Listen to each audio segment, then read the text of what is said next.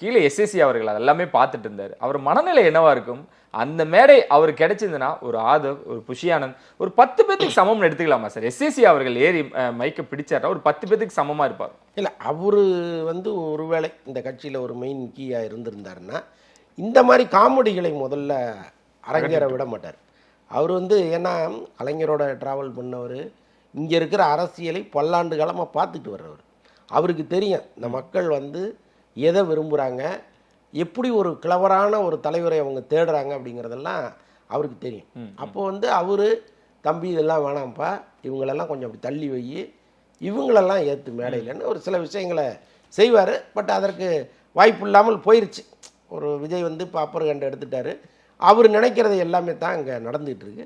இவர் ஒரு பார்வையாளராக வேடிக்கை பார்க்குறாரு. ஆனால் எல்லாத்தையும் தாண்டி என் பையன் எங்கே இருக்கணும்னு நான் நினச்சேன்னா அங்கே நிற்கிறார் அப்படிங்கிற ஒரு எண்ணம் மட்டும் அவர் கட்டாயம் வரும். அதில் ஒன்றும் சந்தேகம் இருக்காது. இல்லை சார், அதான் நிறைய தம்பிகள் பேசினாங்க, அதில் குறைய ஒன்றும் இல்லை. ஆனால் அப்பாவை பேச வச்சுருந்தோம்னா அவர் ஸ்பீச் தான் அன்றைக்கி ஃபயராக இருந்திருக்குமோ?